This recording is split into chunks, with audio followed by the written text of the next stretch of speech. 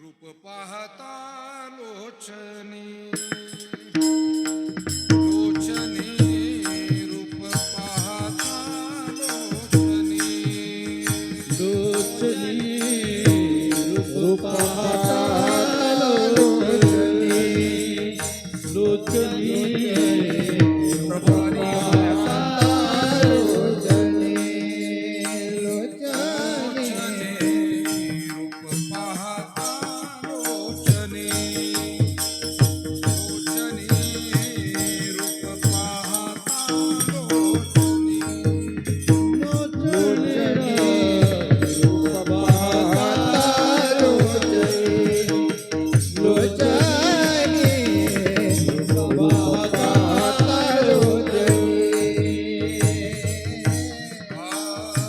सुख झाले वो साजनी सुख झाले वो साजनी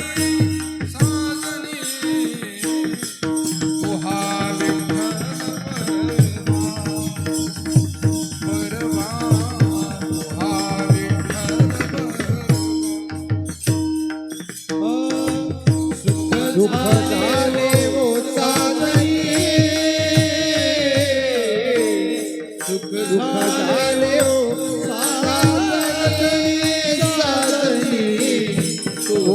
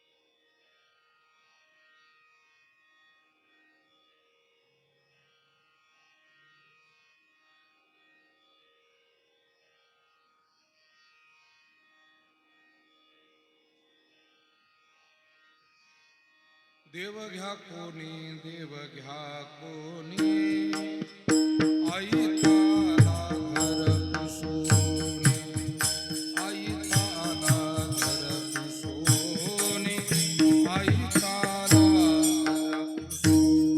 देव घ्या कोणी देव घ्या कोणी आईचा आला घर पुसोनी आईचा आला घर पुसोनी आईचा आला घर पुसोनी देव घ्या कोणी देव घ्या कोणी आई ताला घर पुसोनी आई ताला घर पुसोनी आई ताला घर पुसोनी देव घ्या कोणी देव घ्या कोणी आईचा आला घर पुसोनी आईचा आला घर पुसोनी आईचा आला घर पुसोनी देवन लगे साठवणीचे रुंधले जागे देवन लगे साठवणीचे रुंधले जागे साठवणीचे रुंधले जागे साठवणीचे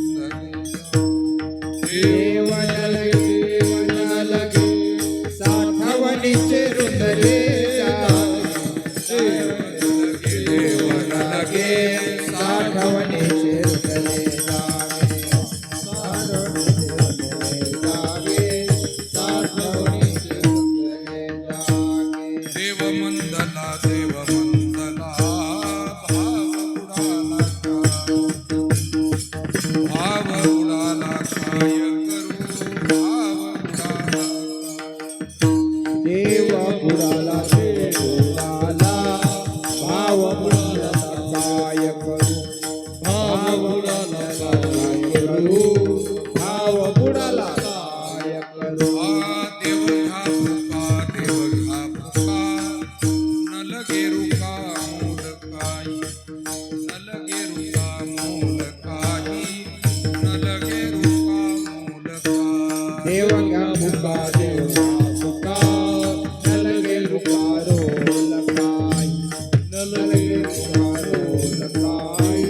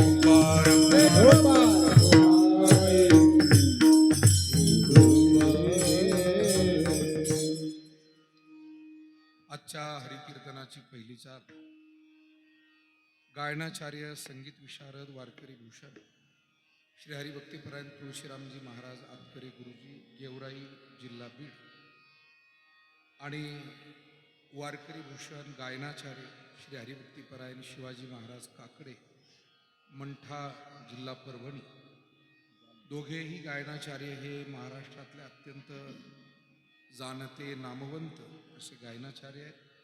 प्रथम चालते म्हणतील आणि मृदंगाची साथ मृदंगाचार्य प्रसाद महाराज तरवडे सद्गुरू नारायणगिरी महाराज आश्रम नेवासा हे करतील.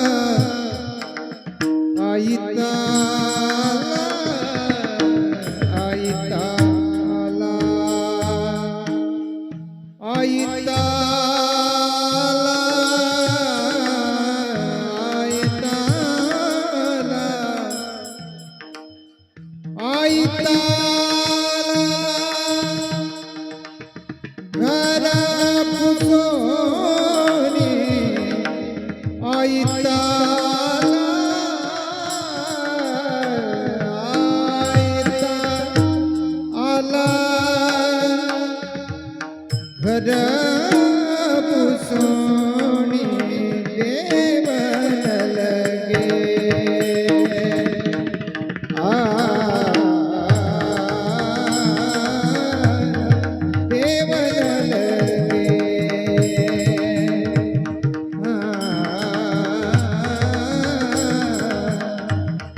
देवन लगे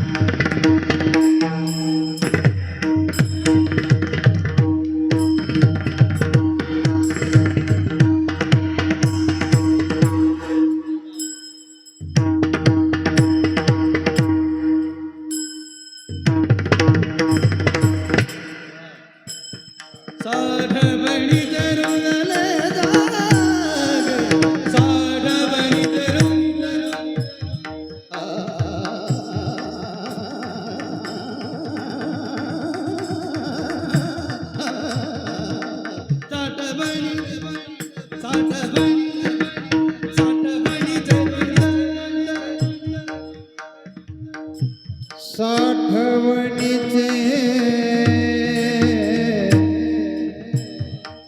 रुंदले जागे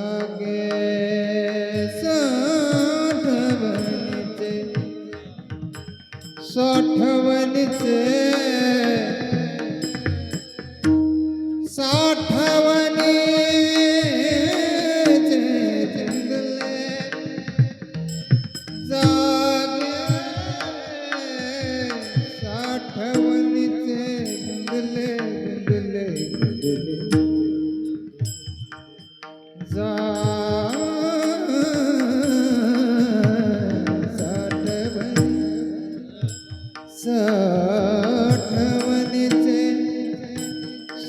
साठवणीचे रुंदले जागे साठवणीचे रुंदले जागे साठवणीचे रुंदले जागे साठवणीचे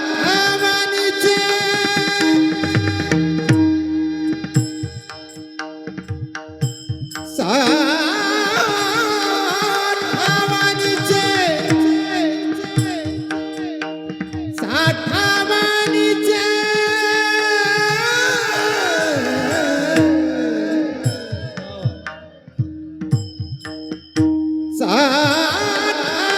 साठवणीचे रुंदले जागे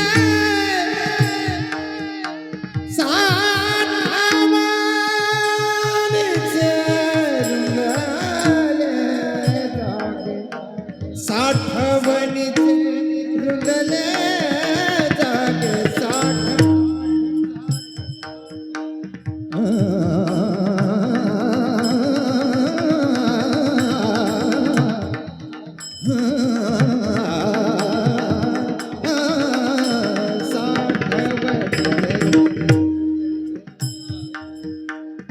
साठवणीचे रुंदले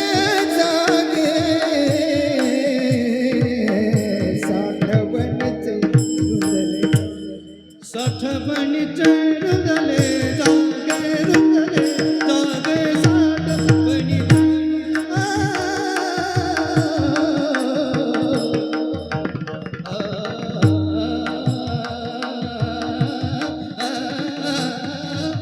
साठवणीचे साठवणीचे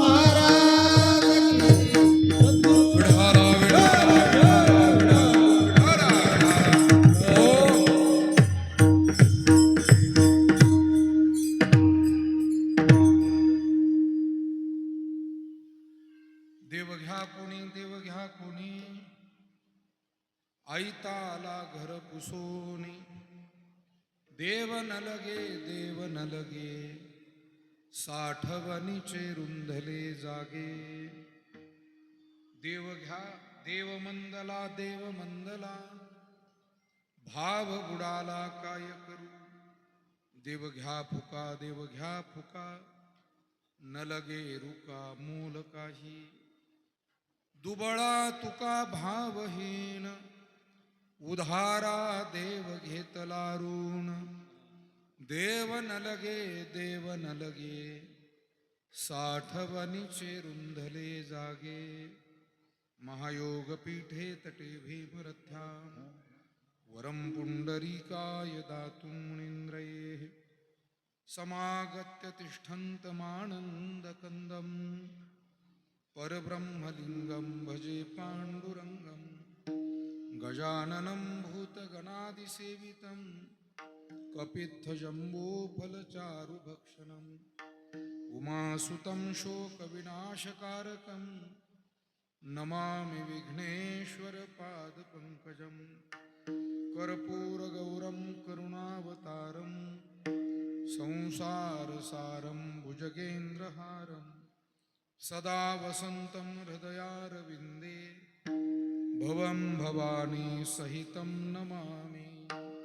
जयांचे किलिया स्मरण होय सकळ विद्यांचे अधिकरण. तेची वंदू श्रीचरण श्री गुरूंचे ते नमस्कारोनी आता मस्तक हे पायावरी. मस्तक हे पायावरी मस्तक हे पायावरी. मस्तक हे पायावरी.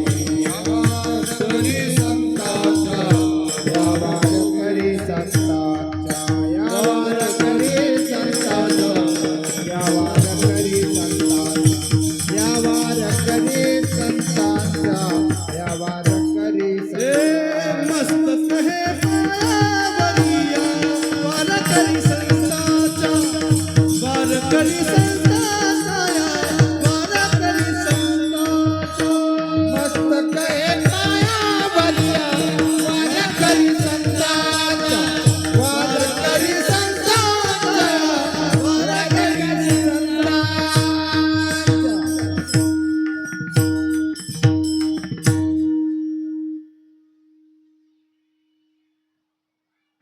देव घ्या कोणी ऐताला घर पुसोने. देव न लगे साठवणीचे रुंधले जागे.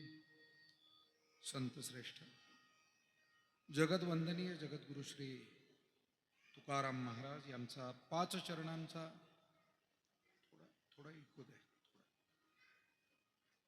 अत्यंत गोड महत्वपूर्ण अशा स्वरूपाचा अभंग आजच्या सेवेसाठी निवडलाय. या अभंगातून जगद्गुरु तुकाराम महाराज सर्वसामान्य मनुष्य मात्राला त्यानं ईश्वराचं भक्तिनिष्ठ व्हावं, आध्यात्मिक जीवन अंगीकारावं यासाठी आग्रह करतात की बाबांनो, हा देवधर्म मी तुमच्या दारात घेऊन आलोय आणि तो घ्या, या देवाला स्वीकारा. देव घ्या कोणी आयता आला घर पुसून.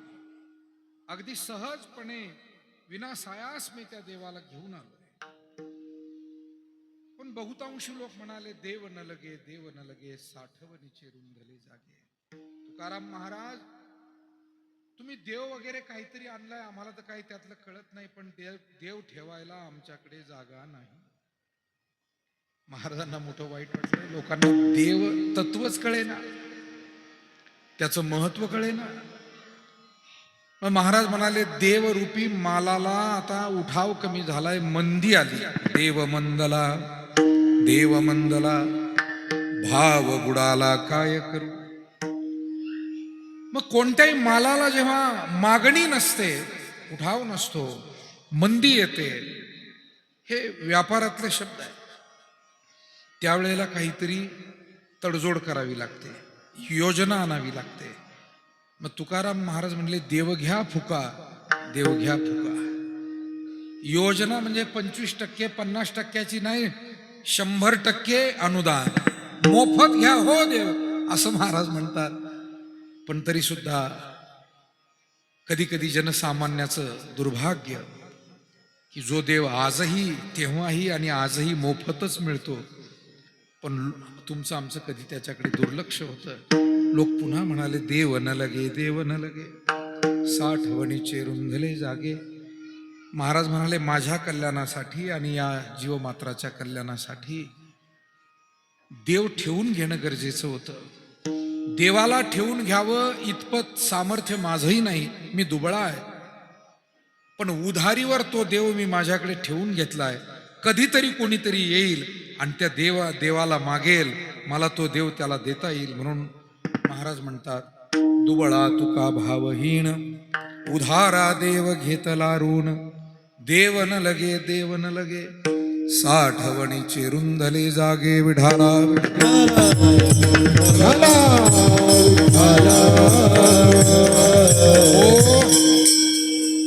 महाराजांच्या या अभंगातील 5ही चरणातून थोडक्यात विचार मतितार्थ आपल्या समोर ठेवला.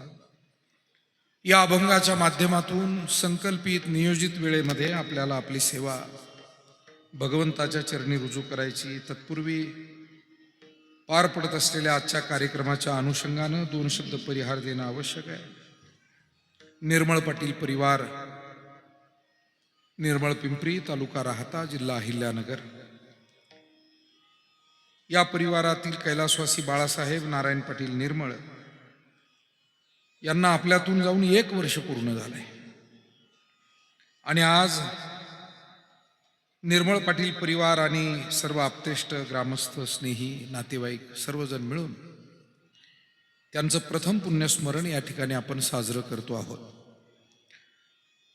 निश्चितपणे कैलासवासी बाळासाहेब पाटील निर्मळ यांच्या जाण्यानं संपूर्ण परिवार हा त्यावेळेला दुःखी झाला. या परिवाराला धक्का बसला. पण यातून सावरण्यासाठी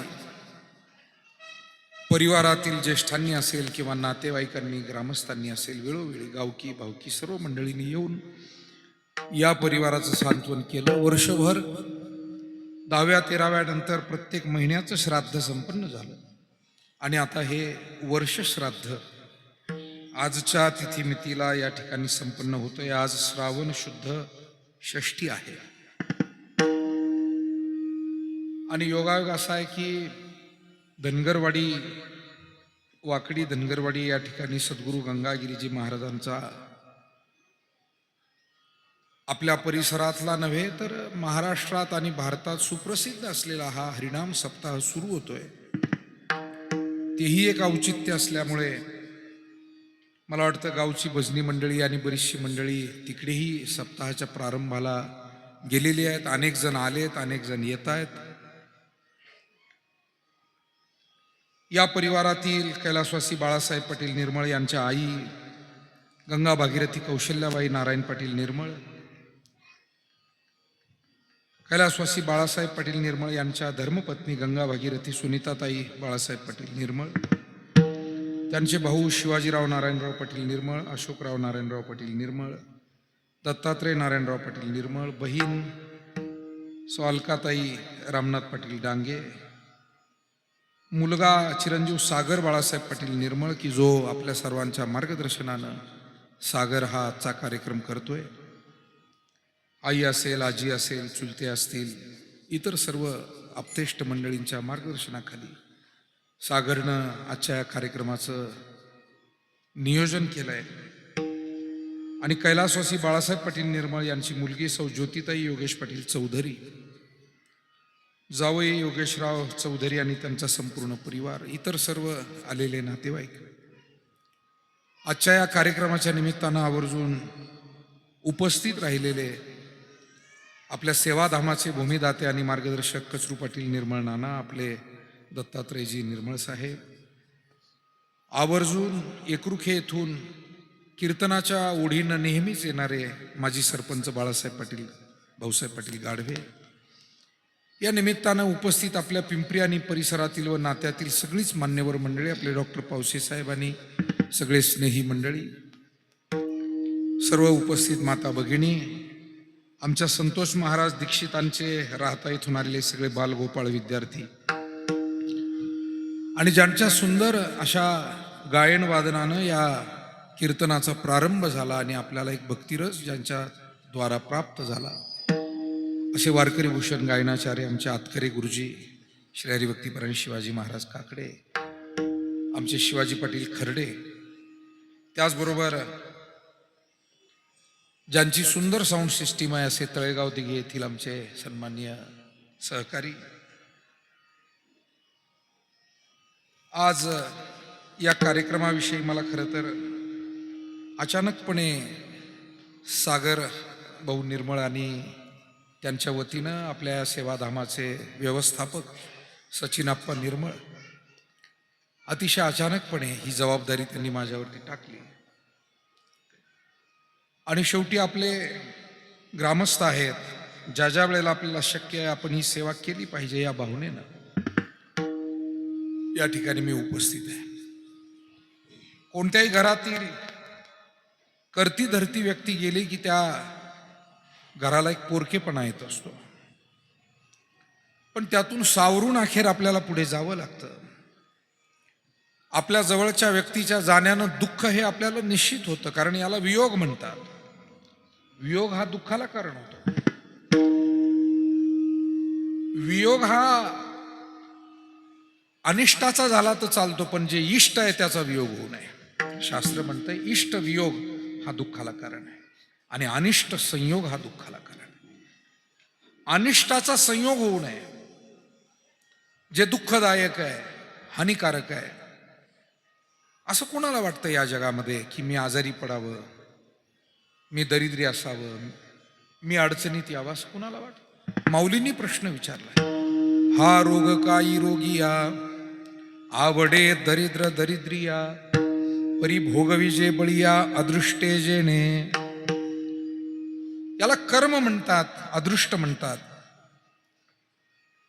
तुमच्या माझ्यासारख्या कोणाच मानव मात्राला दुःख आवडत नाही, पण तरी देखील तुम्ही आम्ही कोणीही या दुःखातून सुटत नाही.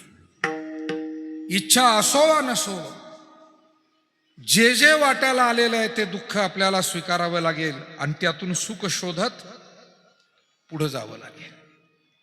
कारण सुख नाही कोठे आली या संसारी, वाय हव भरी होऊ नका. संतांनी याविषयी किती मार्गदर्शन विस्तृतपणानं या ठिकाणी करून ठेवलेलं आहे. महाराज तर म्हणतात या जगामध्ये सुखाचा शोध घेणं हेच मुळात अज्ञान आहे. शोध घेणंच अज्ञान आहे. जसं अंधारामध्ये आपण प्रकाशाची अपेक्षा करणं, कडू फळापासून मधुरतेची अपेक्षा करणं, अनेक गोष्टी माऊलींनी तुकोबारायांनी सगळी उदाहरणं देऊन ठेवली. आपल्याला त्याचा विस्तार करायचा नाही, पण जे जिथे नाही ते तिथून मिळणारच नाही. तिथून मिळेल कसं? ज्ञानोबाराय म्हणाले, एका माणसाला जेवणानंतर वामकुक्षी घ्यायची सवय होती. जेवणानंतर दुपारी तो थोडा वेळ पडायचा आणि वयोमान परत्वे थकवा आला, आपल्याला सगळ्यांनाच पडावं लागतं. मलाही शिवाजी महाराज आतकरे महाराज सुरुवातीला असं वाटायचं, काही आपले वडीलधारे कीर्तनकार यायचे, प्रवास व्हायचा, थकलेले असायचे आणि ते म्हणायचे, अरे पोराव जरा आम्ही 10-5 मिनिटं पडतो. त्या तरुणपणात असं वाटायचं, कीर्तनाच्या अगोदर पडल्यावर आळस नाही येणार का कीर्तनाला? का बरं पडले महाराज? म्हणजे असं मनामध्ये असं वाटायचं. पण आता जेव्हा आपण 50शीत आलोय, आता ती ओलांडतोय, तेव्हा आता काही सांगावं लागत नाही. आता असं वाटतं की ते बरोबर आहे, काय त्यांना होत असेल त्यावेळी. तेव्हा वडीलधाऱ्याच्या यातना तरुणांना कळत नसतात, स्त्रियांच्या यातना पुरुषांना कळत नाही, पुरुषांच्या जबाबदाऱ्या स्त्रियांना कळत नाही. आपण परस्पर माणसं कधी कधी एकमेकांना दोष देत असतो. पण एक मोठं सुप्रसिद्ध वचन आहे, जावे त्याच्या वंशात तेव्हा कळे. विठाला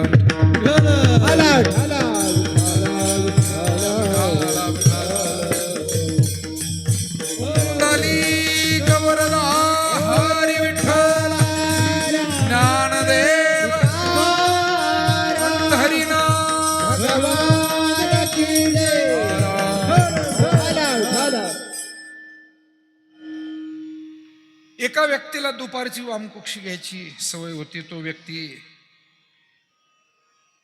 दररोज वामकुक्षी घ्यायचा आणि एक दिवस पाहुण्यांकडे गेला. माऊलींनी दिलेलं उदाहरण आहे. मग कधी सतरंजी असेल त्याच्यावर पडायचा, घोंगडा असेल त्याच्यावर, गादी असली तर ठीकच आहे. आता पाहुणे म्हणजे त्याचे मेहुणे होते. त्या मेहुण्यांना जरा लहर आली, चेष्टा करायची. आपल्याकडे मेहुण्याचं नातं हे थोडंसं एकमेकाची चेष्टा करण्याचं नातं मानलं जातं महाराष्ट्रात, आपल्या मराठी संस्कृतीमध्ये. आणि म्हणून ते मेहुणे होते. हा पाहुणा म्हणून गेलेला. अहो म्हणले, पाहुणे तुम्हाला जरा दुपारी पडायची सवय आहे? हा म्हणे, बरं पडायची सवय आहे. म्हणे पडा, काय हरकत नाही. पाहुणे म्हणले, कुठं पडू? आता काय झालं, बाहेर जरा काहीतरी पेटवलं होतं आणि त्याचा विस्तव होता.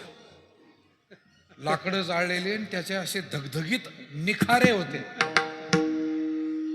हा मेहुणा गमतीनं म्हणाला, एक काम करा ना, कधी तुम्ही गादीवर झोपता, घोंगडीवर झोपता, चटईवर झोपता, आजची दिवस काय करा, ह्या विस्तवावर झोपा. अहो ते म्हणे, चेष्टा अशी कुठं असती करावं, काय मारायचा विचार आहे का काय आम्हाला? माऊली म्हणाले, कैची सुखनिद्रा अंथुरणी इंगळाची, मृत्यूलोगी सुखाची कहाणी ऐकी जेल कवनाचे श्रवणी. कैची सुखनिद्रा अंथुरणी इंगळाच्या.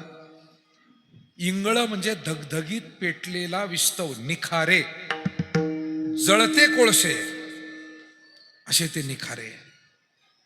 आणि अशा धगधगीत निखाऱ्यावर जर कोणी झोपला आणि झोपून जर म्हणला, वा छान आराम झाला, तर हे शक्य नाही. मुळात कोणी झोपणार नाही, शहाणा तरी नाही. आणि जर एखादा थोडासा भोळा वेडा झोपला असता, तो सांगायला परत जिवंत राहणार. कारण वेगळ्या लाकडाची गरजच नाही, दुसऱ्या दिवशी सावडायलाच जायचं, तेवढंच का. तेव्हा मुद्दा इतकाच आहे की हा मृत्यूलोक सुखदुःख मिश्रित आहे. आणि सुखदुःखाचं मिश्रण असलं तरी त्याचं संतुलन नाही आहे, त्याचं प्रमाण सारखं नाही आहे. सुखदुःख आहेत जगामध्ये, मान्य आहे, संतांनी सांगितलं, पण त्याचं प्रमाण किती विपरीत आहे. तुकोबारा एका ठिकाणी सांगतात की सुखाची अपेक्षा ठेवावी तर ते अत्यंत कणभर मिळतं, आणि दुःखाची अपेक्षा नसली तरी ते पर्वता समान भासतं. सुख पाहता जमा पाणे पर्वताय म्हणे, दुःख पर्वताय म्हणे, दुःख पर्वताय म्हणे. दुःख पाहता जमा पाणे, दुःख पर्वताय म्हणे, दुःख पर्वताय म्हणे, दुःख पर्वताय म्हणे. सुख पाहता जमा पाणे, दुःख पर्वताय म्हणे, दुःख पर्वताय म्हणे, दुःख पर्वताय म्हणे, दुःख पर्वताय म्हणे, दुःख पर्वताय म्हणे. दुःख पाहता जमा पाणे, दुःख पर्वताय म्हणे, दुःख पर्वताय म्हणे, दुःख पर्वताय म्हणे, दुःख पर्वताय म्हणे, दुःख पर्वताय म्हणे. प्रपंचामध्ये सुख जवसा एवढं आहे म्हणाले, सुख पाहता जवा पडे. अपेक्षा जर थोडीशी ठेवली तर दुःख पर्वता येवडे. म्हणून सुखाचं प्रमाण परमार्थामध्ये अधिक आहे आणि संसारात त्याची मात्रा अत्यंत कमी आहे. परमार्थात याच्या उलट आहे. दुःख थोडंसं आहे, पण तो स्वानंद साम्राज्याचा चक्रवर्ती करी. इथलं सुख मात्र स्वानंद साम्राज्याचा तो अधिपती होतो. मग त्यानं पारायण केलं, भजन केलं, कीर्तन केलं, वारी केली, नामस्मरण केलं, अन्नदान केलं, आईवडिलाची सेवा केली, हा सगळा परमार्थ आहे. पण या परमार्थाचं सुख फार मोठं आहे. म्हणून आपल्याला जर सुख दुःखाचं संतुलन जीवनामध्ये ठेवायचं असेल तर संसार आणि परमार्थाचा मेळ साधावा लागतो. दोहींचा मेळ साधला की सुख दुःखाचं संतुलन जीवनामध्ये आपल्याला करायला त्याची मदत होते. आणि म्हणून आपल्यासारखे सज्जन, अनेक चांगले कुटुंब, आपल्यासारखे स्त्री पुरुष जीवनामध्ये परमार्थाचा सोस ठेवतात. येणे सोसे मन झाले हवं भरी, परत माघारी येत नाही हा ध्यास ठेवतात. आणि संसार महत्वाचा आहेच. शेती करावी, व्यापार करावा, नोकरी करावी, परंतु याच्याबरोबर कधीतरी भजनाला जावं, कीर्तनाला जावं, देवदर्शनाला जावं, तीर्थयात्रा करावी, सुखदुःखासाठी जावं, कोणाच्या मदतीसाठी जावं. त्यासाठी आपल्या प्रपंचाचा त्याग करून आपल्याला वेळ काढावा लागतो. आता इथे बसलेले आपण सज्जन आपापल्या कामाचा त्याग करूनच इथे आलात ना. जबाबदाऱ्या किती आहेत आपल्यावरती? खूप आहे, मोठमोठ्या आहे, महत्वाच्या आहे. पण तरी सुद्धा, आणि त्या गोपिका तसंच म्हणतात बरं का, बहुत कामे मज नाही अरानुक, एक सारिता तो पुढे उभे एक, आजी टाकोनी आले सकळीक, तव रचिले अनिक कवतुक वो. त्या गोपिका म्हणतात आम्हाला सुद्धा हा संसार सुचू देत नाही. बहुत कामे मज नाही अरानुक, सवडच नाही, विसावाच नाही. अरानुक नाही म्हणजे विसावा नाही, सवड नाही. खूप काम, परंतु कामामध्ये राम आपल्याला स्मरावा लागतो. कामामध्ये काम, काही म्हणा राम राम, जाईल भव श्रम, सुख होईल दुःखाचे, जाईल भव श्रम, सुख होईल दुःखाचे, सुख होईल दुःखाचे, जाईल भवश्रम, सुख होईल दुःखाचे. कामामध्ये काम, कामामध्ये काम, काही म्हणा राम राम, काही म्हणा जाईल भवश्रम, सुख होईल दुःखाचे, जाईल भवश्रम, सुख होईल दुःखाचे, जाईल भव श्रम, सुख होईल दुःखाचे, जाईल भवश्रम, सुख होईल दुःखाचे. कामामध्ये काम, काही म्हणा राम राम, जाईल भवश्रम, सुख होईल दुःखाचे. महाराज म्हणतात कामात राम विसरू नका, कामात राम विसरू नका. आणि म्हणून आपल्यासारख्या असंख्य कुटुंबांना वाडवडिलांपासून अध्यात्माची सेवा आपल्या घरी आहे. हे पहा, आपलं प्रत्येकाचं घर देवघराशिवाय नाही आहे. असं कोणतं घर आहे सांगा बरं की जिथे देवघर नाही आहे? असं कोणतं घर आहे की जिथे उपवासच करत नाहीत? नाही.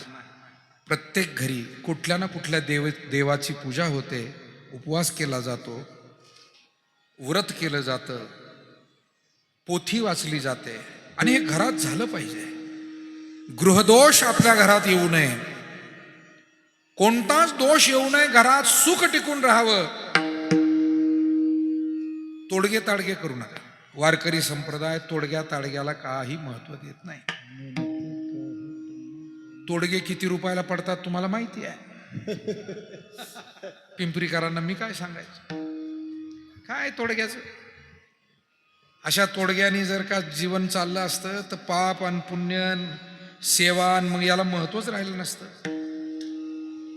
आईबापाची सेवा, गरिबाची सेवा, गुरूंची सेवा, ईश्वराची सेवा, मुक्या प्राण्याची सेवा, याच्यातून मिळणारे जे आशीर्वाद आहेत ते आपल्याला सुखी करतात. ते सुखी करतात. इकडं तांदूळ फेका आणि तिकडं गहू फेका, येडेपणाच आहे हा सगळा. विठाला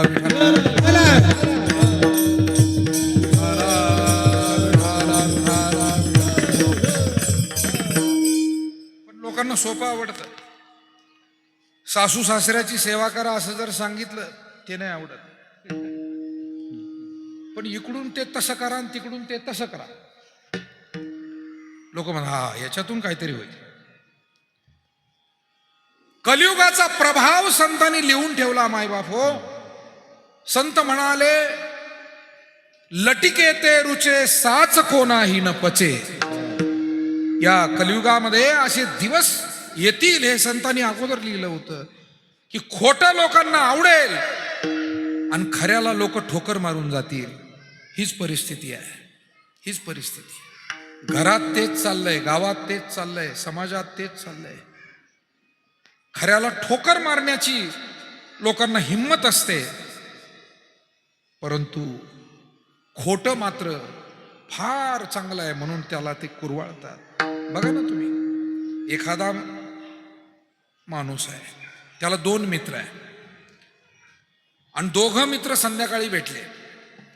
दोघा मित्रांची संध्याकाळी भेट झाली त्या माणसाची. एक जणला, हे पहा, धनगरवाडीला सप्ताह सुरू होतोय, आपलं दुपारी जाणं झालं नाही, आपण काय करू, संध्याकाळी जाऊ, जरा पहाऱ्यात बसू, भजन ऐकू, प्रसाद घेऊ, जाऊ सप्त्याला. एक मित्र म्हणला. दुसरा मित्र म्हणला, आपल्या मित्रानं पार्टी ठेवलेली आहे.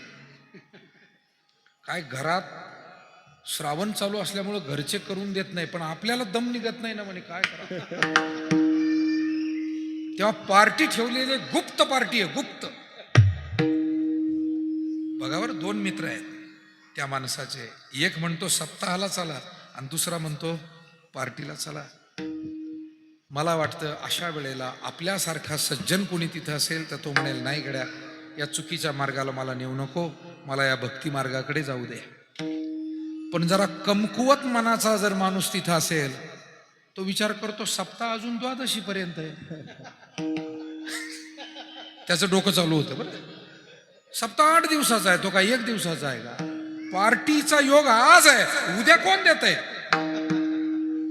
आज जर फुकट मिळतंय तर खाऊन घ्या, पिऊन घ्या, मजा करा. गुरुवारी आपले नारायणगिरीजी महाराज म्हणायचे, खाना पिना गाना बजाना सोना और मौज करना. लोकांचा हा उद्देश असतो. ते कबीरांचं प्रमाण द्यायचे, खाया पिया सुख से सोया, आया पिया सुख से सोया, खाया पिया सुख से सोया, आया पिया सुख से सोया. नाहक जमाना खोया, नाहक जमाना खोया, कमल राम भजन को दिया, हे हरि भजन को दिया, कमल राम भजन को दिया. हरि भजन कमल मुख राम भजन को दिया. हरि भजन को दिया, कमल मुख राम भजन को दिया.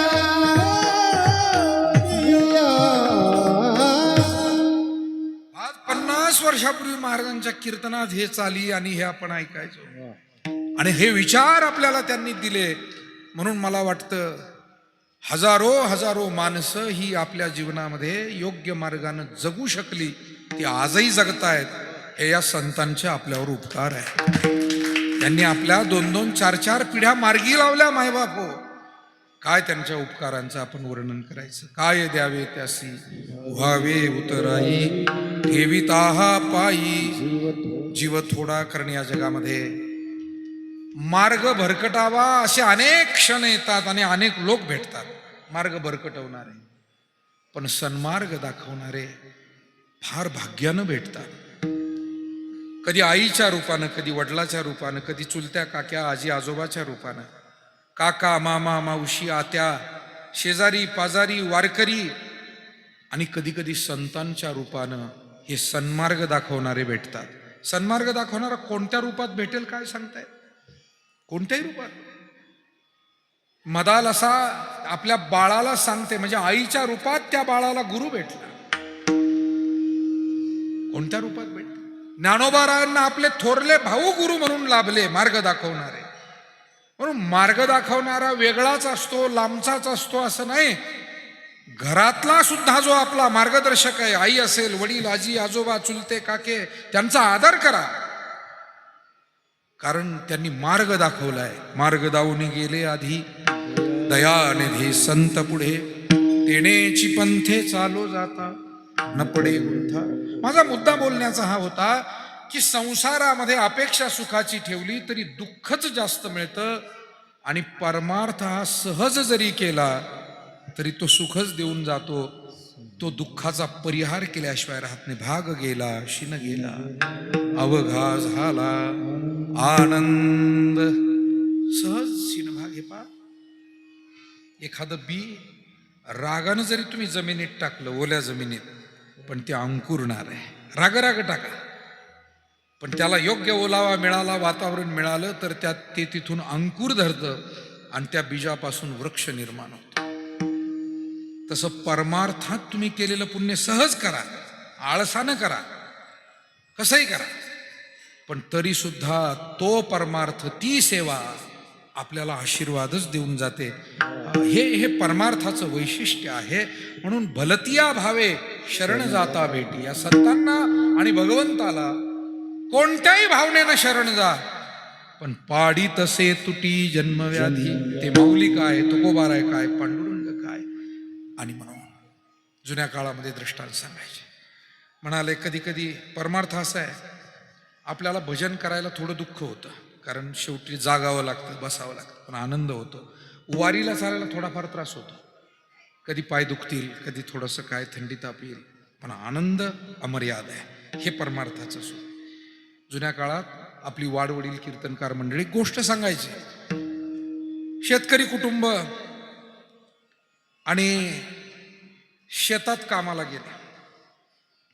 कामाला गेल्यानंतर एक गडी आहे, एक मालक आहे, आणि दोघं कामाला गेले. झालं असं, घरून खीर करून आणलेली होती डब्यामध्ये. मग आऊत फाटा सोडला, काय चटणी भाकरी खीर चपाती जे काय आणलंय, आता भुका लागलेल्या आहे.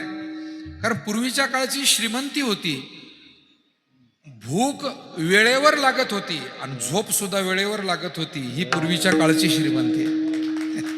ती काय श्रीमंती होती त्या काळामध्ये. आज भूकही वेळेवर लागत नाही, दोन्हीसाठी गोळ्या. आणि आपण म्हणतो की काळ, म्हणून मला नेहमी वाटतं की तुमच्या आमच्या आजापंजांचा जो काळ होता ना, तोच खरा सुखाचा होता. आता सुविधांचा काळ आहे, पण सुखाचा काळ नाही आहे. विठाला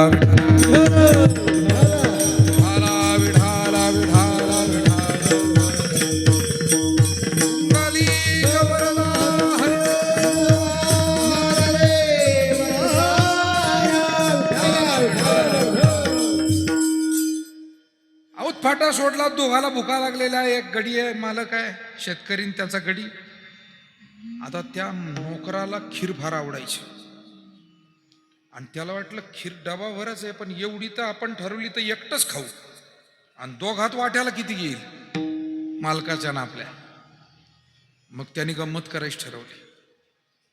तो म्हणला, मालक आज जरा चुकलंच माझं. काय झालं? अहो ते मालकीनबाईंनी मला सकाळी दूध आणायला पाठवलं होतं, आपल्या घरी जरा दूध कमी होतं, दूध आणायला पाठवलं. बरं, मग चांगलं झालं.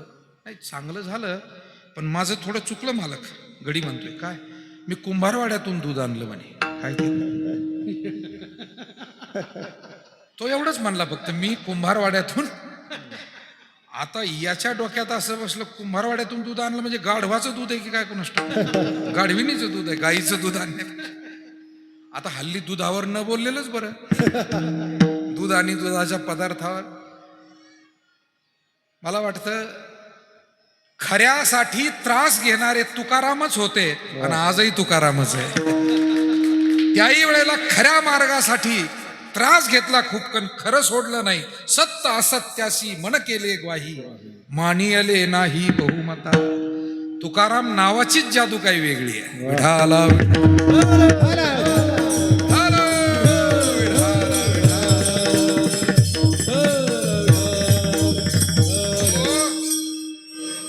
आणि म्हणून या नोकराला खीर सगळी खायची होती. त्याला वाटलं काय गंमत केली पाहिजे. मालक, मी जरा कुंभारवाड्यातून दूध आणलं. गधड्या, कुंभारवाड्यातून दूध आणतो मालकीने सांगितलं, तुला दुसरं गावात घर दिसलं नाही, कशाचं आहे कशाचं नाही माहीत नाही. आणि मला घेऊन आलाय तू हे दूध. आता मला सांगा, कुंभारदादाच्या घरी काय गाय नसू शकते का? पण माणसाच्या डोक्यात एकदा भूत शिरल्यावर काय संशयाचं, याला वाटलं गाढवाचंच असेल, चटणी भाकर खाऊ, पण ही खीर नकोच. आणि यांनी आणलं ना, बघू याचा बेत आता. मालकानं त्याला काय केलं, खाली पाडला. म्हणला तू दूध आणलंय ना हे, आणि त्याची खीर आहे ना तुलाच पाजतो सगळी. आता त्याला खाली पाडला मालकानं बरं का, आणि खाली पाडून त्याच्या छातीवर असा पाय ठेवला, गुडघा, आणि त्याच्या तोंडात ओतायला लागला. सांग आता कसं लागतंय? तो म्हणला, मालक खरं सांगू का, तकलीफ आहे पण गोड लागतंय म्हणे.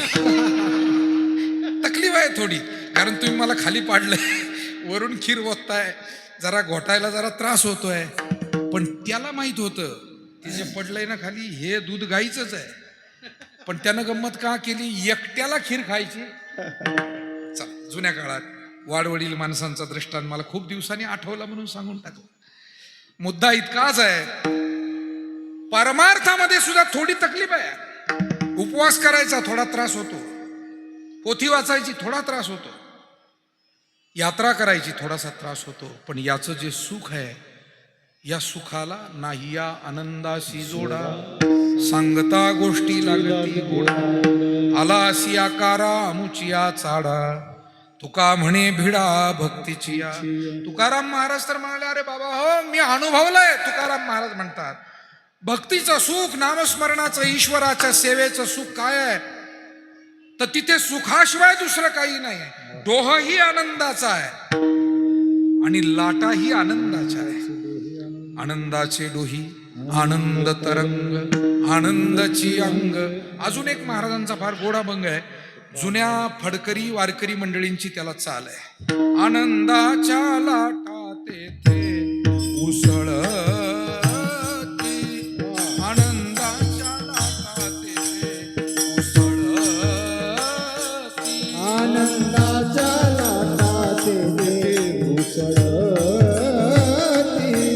आनंदाच्या लाटा तेथे उसळती.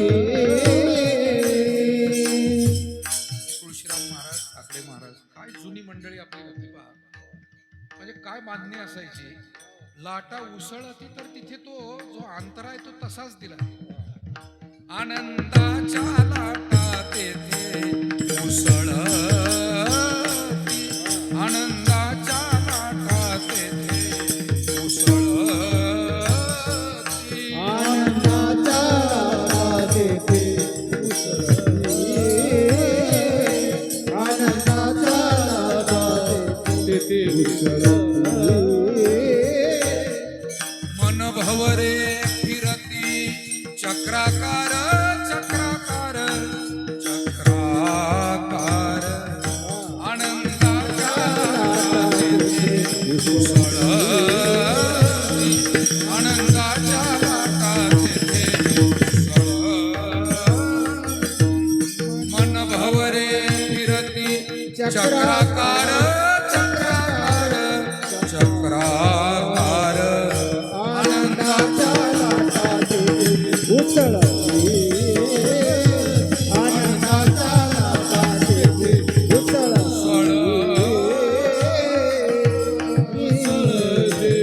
उसळती. आमच्या सद्गुरू गंगागिरीजी महाराजांच्या फडावर जुनी म्हातारी माणसं सगळी असायची आणि त्या चाली म्हणायचे. कीर्तनकार होते, जुने पाठांतराचे भजनी, हजारो अभंग पाठ असलेले फेट्यावाले म्हातारे माणसं, त्यांच्याबरोबर वाऱ्या करण्याचं भाग्य आम्हाला मिळालं. त्या जुन्या वारकऱ्यांबरोबर भजनी मालिका हातात घ्यावी लागत नव्हती शेवटपर्यंत कुणालाही. आणि अशा गोड चाली म्हणायच्या वेगवेगळ्या जुन्या परंपरेच्या. त्यामध्ये आमचे शिवगिरी महाराज बाजाठाणचे असतील, रामभाऊ महाराज शिंगी पिंपरीकर असतील, माणिकदादा गवंडगावकर असतील, किती माणसं जुन्या पिढीतली सगळी ती सगळी होती. आपले धोत्र्या बोजाड्याचे बाळासाहेब बाबा असतील, रंगनाथ बाबा असतील, जुनी माणसं होती सगळी फडात. तेव्हा आनंद हा परमार्थात किती आहे, आनंदाच्या कोटी आम्ही साठविल्या पोटी. जगन्नाथ अण्णांनी चिंतन केलेलं आहे या अभंगावर. प्रेम चालीला प्रवाहो, आम्ही नाम ओघ लव लावो. तुकोबारायांचा अभंग आहे. आनंदाच्या कोटी आम्ही साठविल्या पोटी, प्रेम चालीला प्रवाहो. अशा पद्धतीनं हा परमार्थातला आनंद आहे. मग तुकाराम महाराजांना असं वाटलं, एका बाजूला हा आनंद आपण तुका म्हणे चाखोनी सांगे, माझा अनुभव आहे अंगे, पण जग मात्र या आनंदाला पारख आहे. का? लोक प्रपंचामध्ये एवढे आसक्त होत चालले. तुका म्हणे जीव आसक्त सर्व भावे, तर तील नावे विठोबाच्या, विषय ओढी बोलले जीव. आणि मग तुकोबारायांनाच महाराज म्हणाले होते, कोण करील किव, पण महाराज म्हणले आता आपणच करावी किव. कोण करील पण मग आपण नाही करील तर कोण करील. आणि म्हणून शेवटी जसं घरामध्ये अडचण जर आली तर घरातला करता धरता माणूस म्हणतो, अरे आता कोण सोडविल अडचण, आणि शेवटी दुसऱ्या दिवशी तोच म्हणतो, आता आपल्यालाच सोडवावी लागेल अडचण. तसं तुकाराम महाराज तुमच्या आमच्या विषयी त्यांना कीव आली आणि लोक प्रपंचात जास्त आसक्त होत आहेत, परमार्थाकडे दुर्लक्ष करत आहेत. मंदिराजवळ राहणारी सुद्धा काही माणसं कधी कधी मंदिरात पाया पडत नाही. घरात ज्यांच्या वाडवडिलाच्या हातच्या पोथ्या आहे ते कधी त्याला गाठ सोडून पाहत नाही. घरातली अन्नदानाची परंपरा काहींनी बंद पाडलेली आहे. आपल्या पुढच्या पिढीला संस्कार द्यायचं विसरून चाललेले आहेत. आणि अशा पद्धतीनं लोक विषयासक्तीकडे फक्त चाललेत. तुकाराम महाराजांना कीव आली आणि महाराजांना वाटलं, लोक देवळात जाईना, आपण एक काम करू, आपणच देव घेऊन त्यांच्या दारात जाऊ. देव धर्म सांदी पडिले सकळ, विषयी गोंधळ गाजतसे. कारण का करायचंय हे? संसारात दुःख आहे आणि परमार्थात सुख आहे, पण परमार्थाचा मार्ग सापडेना. कधी कधी दुर्भाग्य असंच असतं, आपल्याला पथ्य पाळलं की सुख असतं आणि पथ्य मोडलं की दुःख. पण तरी सुद्धा माणूस मनाच्या मागे धावतो आणि पथ्य पाळण्यापेक्षा पथ्य मोडून टाकतो आणि पथ्य मोडून शिवाय त्याचं समर्थन करतो. तो म्हणतो त्याला तरी काय होतं, याला काय होतं, त्याला काय होतं. होतंय, सगळ्याच गोष्टींनी फरक पडतो. नियम हे माणसाला शेवटी सुखच देतात.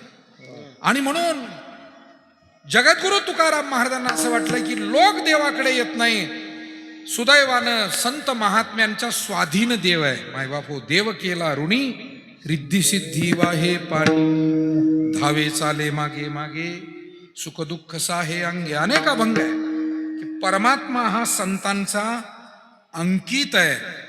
आणि म्हणून तुकोबाराय त्या देवाला घेऊन समाजाच्या दारात गेले, आग्रह करू लागले. अभंगाचं पहिलं देव घ्या कोणी,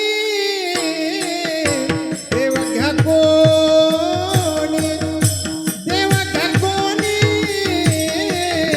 देव घ्या कोणी, देव घ्या कोणी, देव घ्या कोणी, देव घ्या कोणी, देव घ्या कोणी, देव घ्या कोणी, देव घ्या कोणी,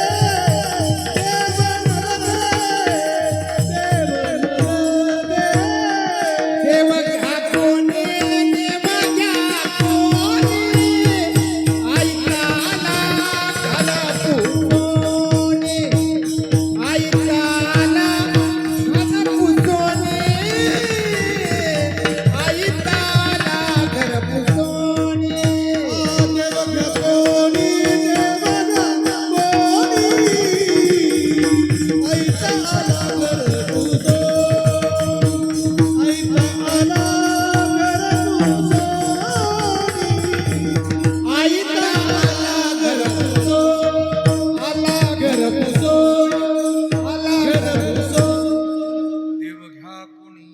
घ्या कोणी आईताला घर पुसोनी. तुकाराम महाराजांनी देवच लोकांना घ्या असा आग्रह धरला. काही 2-3 प्रश्न या निमित्तानं उभे राहतात.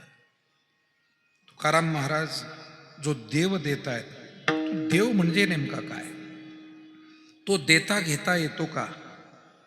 आणि तो आमच्या गरजेचा आहे का? 3 प्रश्न आहे. देव म्हणजे काय, त्याची देवाणघेवाण शक्य आहे का, आणि तो आमच्या गरजेचा आहे का? कारण बाजारामध्ये वस्तू काहीही असतील आणि कुणी घ्या म्हणेल, पण शेवटी बाजार करणारा हुशार कोण असतो, स्त्री किंवा पुरुष? आपल्या गरजेचं काय, आपल्या जवळ खिशात काय, आणि त्या वस्तूचा दर्जा काय, हे सगळं पाहूनच घेतलं जातं ना. वस्तूचा दर्जाही पाहिजे, घेण्याची क्षमता पाहिजे, आणि त्या वस्तूची गरज पाहिजे. गरज नाही त्याला काय. एका साधूच्या आश्रमात एक साड्या विकणारा आला. आता आश्रम कोणाचा? संन्याशाचा. पण काय झालं त्या साडीवाल्याचं, महाराज ते गावभर फिरलं. ते खांद्यावर ओझं घेऊन फेरीवाला होता. पण गावात काही त्याची बोहणीच झाली नाही त्या दिवशी. कोणी काही खरेदी केलं नाही. ऊन झालं होतं दुपारचं. त्याला गावाबाहेर हा आश्रम दिसला, थोडी सावली दिसली, पाणी दिसलं. ते ओझं खाली टाकलं ओट्यावर, हातपाय धुतले, बसला. कोणतरी आलंय म्हणून ते महाराज आपले येऊन डोकून पाहतात बाहेर ओट्यावर, कोण आहे? का रे बाबा, काय नाही महाराज, मी आपला हे कपडे विकणार आहे, साड्या विकायला आलो होतो. काय बोहणी नाही झाली पहा. महाराज तुम्ही तरी बोहणी करा. कोणाला?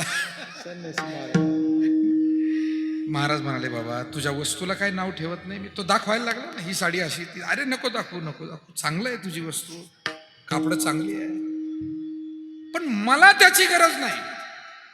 म्हणून मी नेहमी म्हणतो, पूर्वीच्या काळी बाजार करणं ही प्रक्रिया होती, आणि आज शॉपिंग करणं ही प्रक्रिया आहे. याच्यामध्ये नुसता मराठी इंग्रजी भाषेचा फरक नाही, पूर्ण कल्चरचा, संस्कृतीचाच फरक आहे. संस्कृतीचा फरक आहे. बाजार करणं म्हणजे आपल्या गरजे इतकं, आपल्याला झेपेल एवढं आणि योग्य ते. आणि शॉपिंग करणं म्हणजे कार्डातले पैसे संपून गेले तरी कार्ड घालितोच त्याच्या. येड्या हळदी. अरे जुने वाडवडील माणसं मजुऱ्या करायचे, पण तरी सुद्धा जर आपल्याला ती मजुरी 10 रुपये मिळाली तर त्याच्यातले 3 रुपये 4 रुपये शिल्लक राहिले पाहिजे. अडचण आली तर काय करायचं? 10 आणि 5 रुपये रोज होता, 1 आणि 2 रुपये रोज होता, असंही अनेक वडीलधाऱ्या माणसांना तो आठवतो. पण त्याच्यातले सुद्धा आणे 2 आणे, आणि आता हल्ली लाखांचे पॅकेज आहेत, तरी यांचा EMI मरेपर्यंत संपत नाही. EMI. कारण आता हल्ली जो चंगळवाद झालाय, त्या चंगळवादाला काही मापच नाही राहिले. बुटाची किंमत काय तर म्हणे 10,000, 15,000. बरं असे किती जोड, त्यालाही काही मेळ नाही. एक बाई वारली मागे, तामिळनाडूची मुख्यमंत्री, तिचं घर चपलानी भरलेलं होतं म्हणतात. पण तिचं तरी ध्यानात घ्या, तिलाही नेता नाही आलं वर ते बरोबर. तेव्हा काय कोणत्या युगात आपण जगतोय. मला काय बोलून थोडंच काय बक्षीस मिळणार आहे हे बोललं, पण मला सावध करायचंय नव्या पिढीला. खर्च करा, पण गरजेपुरता करा. योग्य खर्च करा ना तुम्ही. आईला दवाखान्यात न्या, वडिलांचे कपडे फाटले घ्या, ते देताय सोडून. आणि स्वतःच्या चंगळवादावरती किती कसाही योग्य तेवढा केला की तो बरा दिसतो. हा, आमचे एक जुने कीर्तनकार होते, ते म्हणायचे तुम्ही 1 लाख रुपये खर्च करा, पण 2 लाख तुमचं उत्पन्न असलं पाहिजे महिन्याचं.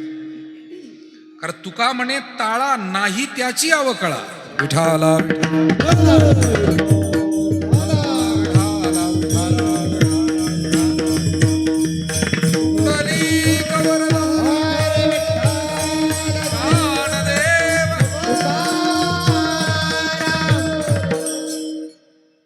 बाजाराचे काही नियम आहे. आणि म्हणून महाराज तुम्ही देव घ्या म्हणताय, पण आम्हाला वस्तूचा दर्जा पाहावा लागेल. देव म्हणजे काय, नेमकं काय ही वस्तू? कारण बाजारात जाताना मडकं जरी घ्यायचं म्हणलं तर वाजून घेतलं जातं. घागर, केळी, मडकं जे काही घेतो आपण वाजून घेतलं जातं. आणि म्हणून देव काय आम्हाला नीट समजलं पाहिजे. ईश्वराविषयी संतांनी शास्त्रांनी सांगूनच ठेवलंय की जो सच्चित आनंद स्वरूप आहे, विभू व्यापक आहे, सर्वांतरयामी आहे. म्हणाल तर सूक्ष्माती सूक्ष्म आहे. तुका म्हणे अनु तुझ विन नाही, न भाहुनी पाही वाढ आहे. व्यापकात व्यापक आहे आणि सूक्ष्माती सूक्ष्म ही तो आहे. सर्वांच्या हृदयामध्ये देखील तो आहे. तुकाराम महाराज म्हणतात, चाले हे शरीर कोणाची हे सत्य, कोण बोलविते हरिवीण, देखवी ऐकवी एक नारायण तयाचे भजन. जो निर्गुण स्वरूपही आहे, जो सगुण स्वरूपही आहे. आणि सगुणामध्ये ब्रह्मा विष्णू महेश गणेश देवी अनेक अवतार त्या परमात्म्यानं घेतलेले आहे, पण त्या एकाचेच ते अवतार आहे. म्हणजे हा एकूण ईश्वर आहे, जो सच्चित आनंद हे त्याचं मूळ निर्गुणातलं तत्व आहे. देव काय आहे तर जो निर्गुणही आहे, सगुणही आहे, सच्चिदानंद स्वरूप आहे, व्यापक आहे, सूक्ष्म आहे. बरं ठीक आहे, देव हा आहे, त्याची देवाणघेवाण होते का? म्हणाले हो, देता येतो. संतांनी आणि भक्तांनी देवाणघेवाण केल्याचे पुरावे दिलेले आहे. आजी मी विकत घेतला असा, घेणाऱ्यांनी सुद्धा सांगितलंय आम्ही घेतलाय, आणि देणाऱ्यांनी सुद्धा सांगितलंय आम्ही तो दिलाय. देव घ्या कोणी, देव घ्या. आता देवाणघेवाण कशी शक्य आहे? तर देव ज्ञान स्वरूप आहे, ऐका, गुण स्वरूप आहे, आनंद स्वरूप आहे, सत्य स्वरूप आहे. मग ज्ञानाची देवाणघेवाण करता येते की नाही? गुणांची देवाणघेवाण करता येते की नाही? आनंदाची देवाणघेवाण शक्य आहे की नाही? अर्थात ईश्वराची देवाणघेवाण गुणरूपानं, ज्ञानरूपानं, तत्वरूपानं, बोधरूपानं ती शक्य आहे. बोध दिला मज सांगा ती मार्ग दाविला नीट, भ्रांती हे समूळ गेली दिसू लागली वाट. निवृत्तीने दिधले माझे हाती, ज्ञानोबा म्हणतात ना, दिलं माझ्या हाती, दिधले संपूर्ण माझे हाती. पण नुसतं दिधलं नाही, तर संपूर्ण तत्व, ईश्वर तत्व त्यांनी मला दिलं. म्हणून ईश्वर हा देता घेता येतो. तो निर्गुण आणि सगुण स्वरूप आहे, सर्व रूपात तो आहे. तिसरी गोष्ट, तो आमच्या गरजेचा आहे का? तुकोबाराने एका अभंगात फार सटीक स्पष्ट उत्तर दिलेलं आहे. तेने विण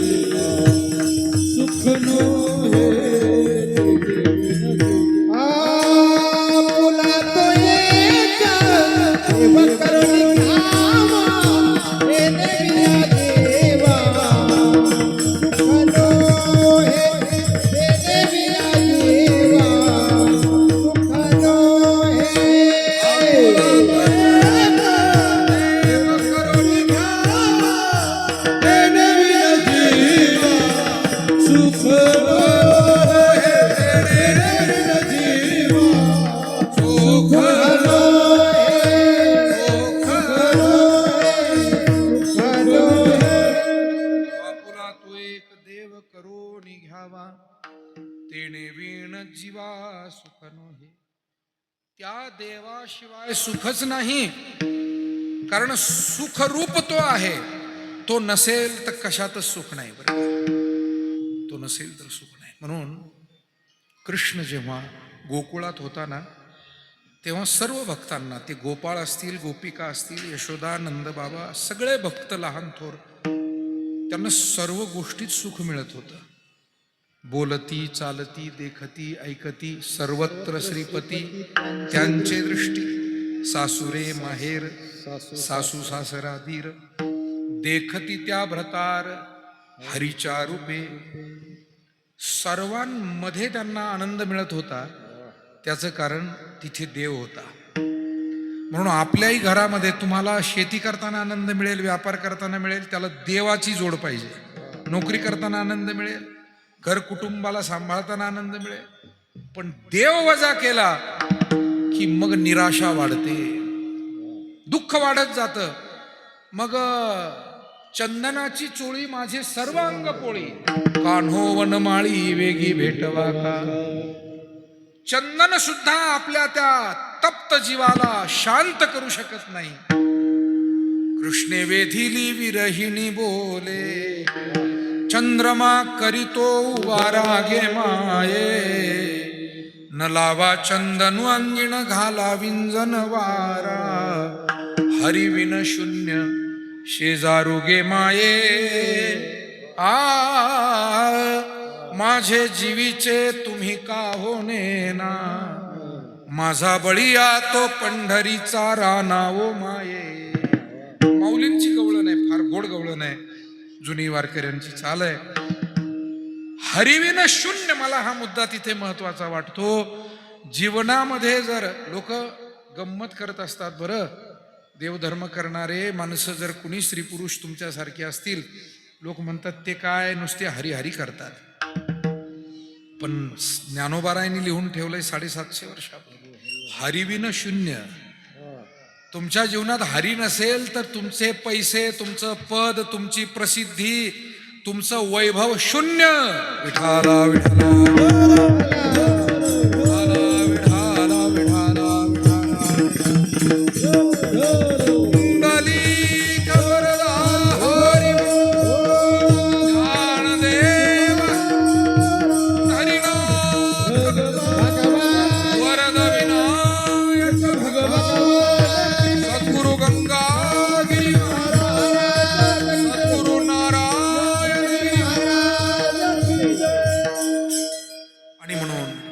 देव गरजेचा आहे, कारण हरिविन शून्य. मला उदाहरणं पुष्कळ देता येतील, पण वेळेची मर्यादा आहे. 12:30च्या जवळजवळ आपण आलोय. 12:15, 12:30ला 5-10 मिनिट कमी, आणि आपल्याला 12:30पर्यंत थांबायचं आहे. मुद्दा इतकाच आहे, भगवान नसेल तर सर्व शून्य आहे. आणि म्हणून देव घ्या कोणी, देव घ्या कोणी. महाराज म्हणतात देव घ्या तो गरजेचा आहे तुमच्या, तेने विण जीवा सुख नोहे. बरं, देव नावाची ही वस्तू, हे तत्व लोकांना जरी कळलेलं नसलं तरी ते किती मौल्यवान आहे. कधी कधी काय होतंय, अज्ञानामुळे मौल्यवान वस्तू ही आपल्याला सामान्य वाटते. एका माणसाला परीस सापडला, असं उदाहरण माऊलींनी ज्ञानेश्वरीमध्ये दिलं. परीस म्हणजे लोखंडाला लावलं की त्याचं सोनं होतंय. म्हणजे परीसासारखं मौल्यवान काय सांगा. सोन्यापेक्षाही परीस महत्वाचा, कारण तो किती सोनं निर्माण करू शकतो. सोन्यापेक्षाही परीस महत्वाचा. म्हणून माणसं घडवणारी माणसं ही फार मोलाची असतात. हे अनेक माणसं जे घडवू शकतात, काय त्याचं मोल वर्णन करावं. आणि म्हणून परीस सापडला, पण त्याला काही माहीत नव्हतं की हा परीस आहे, लोखंडाला लावल्यावर सोनं होतं. फक्त काहीतरी चांगलं सापडलंय बाबा. त्यानं काय केलं, शेतकरी माणूस होता, जनावरं चारत होता, त्याची आवडती एक शेळी होती. त्या शेळीच्याच गळ्यात दिला बांधून तो परीस. दुपारी ती जनावरं पाण्यावर नेली, पाणी पाजायला ओढ्यावर, आणि तिथं त्याला त्या ओढ्यामध्ये गारगोट दिसली चमकताना. तो म्हणला सकाळी जो दगड आपल्याला सापडलाय त्याच्यापेक्षा हा जरा पांढरा शुभ्र चकचकीत आणि चांगला. म्हणून वरच्या रंगावर बोलून उपयोग नाही. बरं, माणसाचं वरचं वागणं कदाचित एखाद्याचं थोडं कडक असेल, पण आतून तो सत्य पाहिजे. काय भुललासी वरली या रंगा, उस डोंगा परी रस नोहे डोंगा. मी नेहमी नव्या पिढीसाठी, आमच्या बंधू भगिनींसाठी सांगत असतो, तुमचं हित करणारी माणसं एखाद्या वेळेला कठोर बोलतील, पण त्यांच्या सांगण्यामध्ये तुमचं काय आहे, हित आहे. आणि तुम्हाला चुकीच्या मार्गाला नेणारी माणसं गोड बोलून घेऊन जातील. चल बेट्या, एकदा तर चल, त्याला काय होतं, मी काय म्हणतो हे तुम्हाला कळतंय. एकदा गेला मग दोनदा जातो, दोनदा गेला तीनदा जातो, आणि मग तो वाया जातो. मग लोक म्हणतात काय होतास तू, काय झालास तू. विठाला विठाला.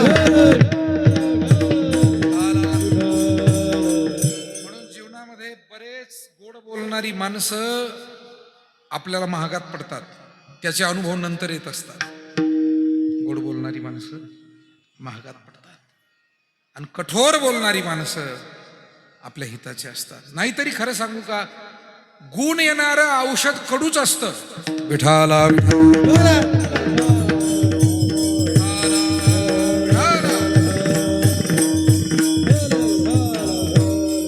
म्हणून देव घ्या म्हणतायत, पण आईता आला घर पुसून. कधी कधी एखाद्या वस्तूचं महत्व नाही काय पहा, त्यानं परीस सापडला होता, पण त्याला वाटलं ही गारगोट फार चमकते. मग त्यानं काय केलं, माऊलींनी ज्ञानेश्वरीत लिहिलंय, तोडीला परिसू बांधिला गळा शुक्तिकाला भे. आम्हाला माथ्यातली उदाहरणं द्यायची सवय फार कमी आहे, गाथ्यातलेच जास्त देतो आम्ही, कारण शिक्षण तसं झालेलं आहे ना गाथ्यातून ज्ञानेश्वरीतून. ज्यांना गाथा ज्ञानेश्वरीतून शिक्षण नाही ना, मग त्यांना नवरा बायकोच्या उदाहरणाशिवाय उदाहरणच सुचत नाही कीर्तनात. ते तीनदा तीनदा तिथंच येतात आणि पांचट उदाहरणं देतात. विठाला आम्हाला जे साधू संतांच्या सहवासातले कीर्तनकार आहे, आम्हाला ते दृष्टांत, ती ओवी, तो अभंगण, त्यातून दृष्टांत सुचतो. मनाचे दृष्टांत तर गोष्टी तर कितीही सांगता येतील, पण बाष्कळ गोष्टी सांगून त्याचा उपयोग नाही, त्याला संतांचं प्रमाण पाहिजे. माऊली म्हणाले, तोडीला परिसो बांधिला गळा शुक्तिकाला भे. त्या गारगोटीसाठी अज्ञानी माणसानं परीस फेकून दिला, हे उदाहरण माऊलीने दिलं. तसं आमच्या जीवनामध्ये सुद्धा देव महत्वाचा, धर्म महत्वाचा, पुण्य महत्वाचं, सत्कर्म महत्वाचं, पण कधी कधी अज्ञानामुळे त्या देवाधर्माकडे आम्ही पाठ फिरवतो. काही माणसं दिवसभर देवळात बसतात, मंदिराच्या भिंतीला पाठ देऊन. कसे बसतात? मंदिराच्या भिंतीला पाठ देऊन बसतात. आणि संध्याकाळी 5-5:30ला आमचे हरिपाठ घेणारी माणसं येतात. काही बाया असतात, माणसं असतात, म्हातारी माणसं असतात, लहान लेकरं असतात. आणि ते आले का हे धोत्र झटकतात आणि घरी. पण दिवसभर मग एक जण म्हणला, का रे, अरे हरिपाठ इथं चालू व्हायचं आणि तुम्ही घरी चालले. तो म्हणला, आम्ही दिवसभर काय केलं? हरीकडे पाठ, हरीकडे पाठ करूनच बसलो होतो ना. मग आमचा तरी हरिपाठच आहे, त्यांचा तरी हरिपाठ आहे. विठाला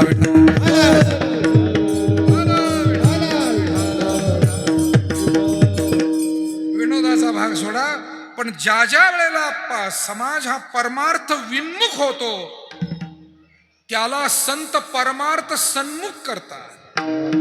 आणि म्हणून संतांचं देणं काय आहे, संतांचे विशेष उपकार काय आहे, तर ते आम्हाला परमार्थाच्या आणि भक्तीच्या, संतांच्या सन्मुख बनवतात. पुण्य फळले बहुता दिसा, भाग्य उदयाचा झालो सन्मुख तो कैसा, संत चरण पावलो आजी फिटले माझे कोडे, बहुत जन्माचे साकडे कोंदाटले पुढे परब्रह्म सावळे. झालो सन्मुख तो कैसा. विन्मुख समाज आहे आणि तो सन्मुख होत नाही. तुकाराम महाराज म्हणले, आपणच काय करू, त्यांच्या पुढे देव घेऊन जाऊ. देव घ्या कोणी, आयता आला. आता ही एवढी अनमोल गोष्ट आयती आली पहा. जसा तो परीस सहज सापडावा, मला वाटतं परिसापेक्षाही देव कितीतरी अनमोल आहे. आणि तो आयता मिळालाय. खरं तर आजपर्यंत देव आयता मिळालेला नाही. हरिपाठ पाठ आहे आपल्या सगळ्यांच्या. माऊली काय म्हणतात? तपे विण दैवत दिधल्या विण तपे विना दैवत दिधल्या विना तपे विण दैवत दिधल्या विण तपे विना दैवत दिधल्या विना प्राप्त. तुझे विण हित कोण सांगे, तुझे विना हित कोण सांगे, तुझे विना हित कोण सांगे.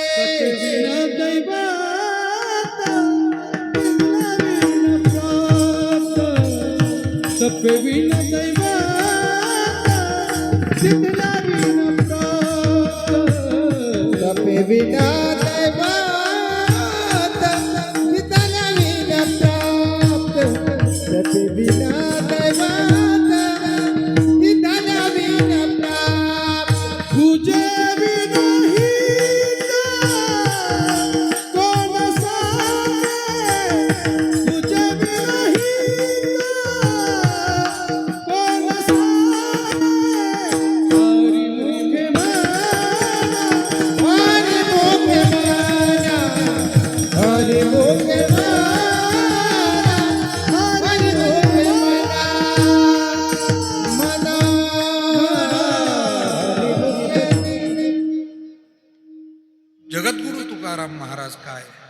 आणि ज्ञानोबा राय काय, सर्व संतांनी आम्हाला ईश्वर हा तपाशिवाय परिश्रमाशिवाय मिळत नाही हे सांगितलं.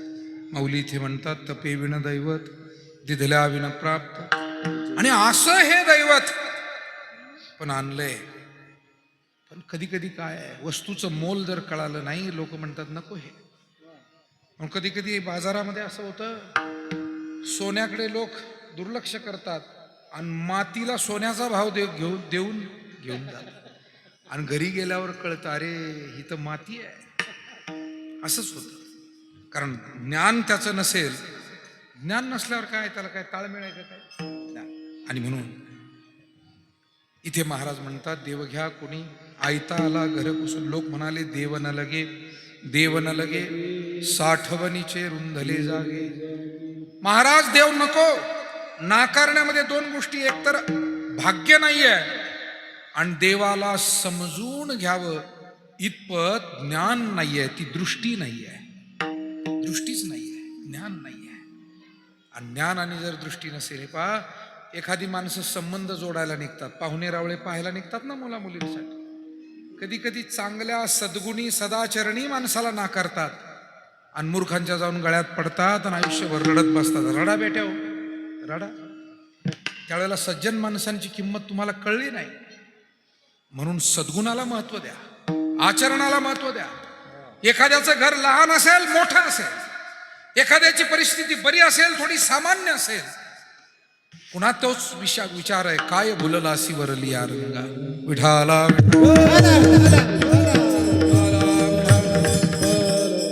आज अनेक आमच्या शेतकऱ्यांच्या मुलांची लग्न होत नाही. काय कमी आहे? खाऊन पिऊन सुखी आहे. शेतकरी हा बहुतांशी वारकरी समाज आहे. घरामध्ये सदाचरण आहे, वारी आहे, भजन आहे, पूजन आहे, संस्कृती आहे, परंतु त्याला महत्व देत नाही. आणि शेती आहे म्हणून फक्त नाकारायचं. मला असं म्हणायचं नाही की नोकरी करणारे सगळे चुकीचे असतात. नोकरीवाली आपलीच पोरं आहे, चांगली आहे, पण शेतीवाल्याने काय घोडं मारलं असं काय चूक आहे? आणि म्हणून परिस्थिती, माणसं हल्ली फार वरवरच्याच गोष्टी पाहतात, सद्गुणांकडे पाहत नाही. मला याचं वाईट वाटतं. आणि त्यामुळे अनेक मुला मुलींची लग्न कार्य रखडतात. काही दोष काहीच नसतो, परंतु माणसांनाच, पाहणाऱ्यांनाच कधी कधी त्याचं मोल कळत नाही. हा त्याच्यातला भाग आहे. अहो, देव नाही ओळखता आला, माणसं काय ओळखता येतात? म्हणून नाथ महाराज म्हणले, ओळख हिला हरी, धन्य तो संसारी. ज्याला हरी ओळखता येईल तो धन्य आहे. लोक म्हणाले देव न लगे, देव न लगे, साठवणीचे रुंधले जागे. देव नको आम्हाला, देव ठेवायला जागा नाही. बरोबर आहे, देव ठेवायचा आहे तर काम क्रोधे केले घर रीते. हे हृदयरूपी घर दोषांनी मुक्त करावं लागतं, आणि आमचं घर तर दोषांनी भरलेलं आहे. मग देव ठेवायचा कुठे? महाराज म्हणाले, देव मंदला, देव मंदला, भाव बुडाला काय करू. देवरूपी माल लोक नको म्हणतायत, म्हणजे मंदी आली. सुरुवातीला मी बोलून गेलो प्रस्तावनेमध्ये की एखाद्या मालाला उठाव नसेल, मागणी नसेल, तर त्याला मंदी आली असं म्हटलं जातं. आणि म्हणून देव मंदला. तुकाराम महाराज हे जसे शेतकरी होते तसेच वारकरी होते, आणि वारकरी होते तसेच व्यापारी होते. महाराजांच्या घराण्यामध्ये व्यापाराची सुद्धा काय होती? परंपरा.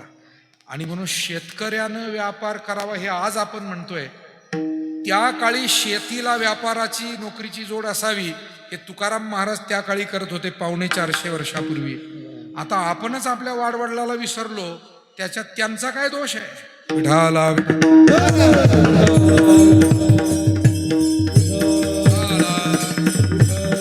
आपल्या या जुन्या संतांनी, महापुरुषांनी, सगळ्याच लोकांनी दाखवून दिलं जीवन कसं जातं. आणि म्हणून त्या काळी महाराज म्हणत होते, स्वतःला पाटील म्हणून घेऊ नका, कुणबी म्हणा, हे महाराज म्हणत होते. लिहिलंय हो गाथेत तसं. गाथेमध्ये तुकाराम महाराजांनी कुठेही पाटील शब्द लिहिला नाही, पण बरे देवा कुणबी केलो, नाहीतरी दंबे असतो मेलो. महाराजांना माहिती होतं हे 300-350 वर्षानंतर उपयोगाला येणार आहे. पाटील शब्द उपयोगाला येणार नाही, त्याच्यातून नोकऱ्या लागणार नाही, त्याच्यातून नंबर लागणार नाही MBBS ला. इंजिनिअरिंगला कुणबी नाव गरजेचं आहे, म्हणून गाथेमध्ये कुणबी लिहून ठेवलं. आपल्याला ते समजलंच नाही लवकर.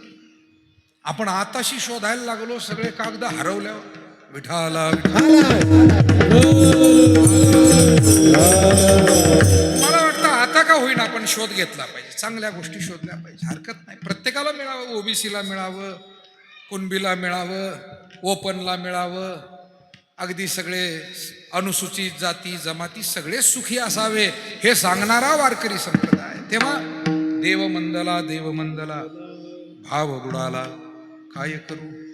देव मंदी आली की त्याला योजना देतात. बघा तुम्ही बाजारात, दुकानांमध्ये, मॉलमध्ये एखादी वस्तू जर विकत नसेल ना तर एकावर एक फ्री.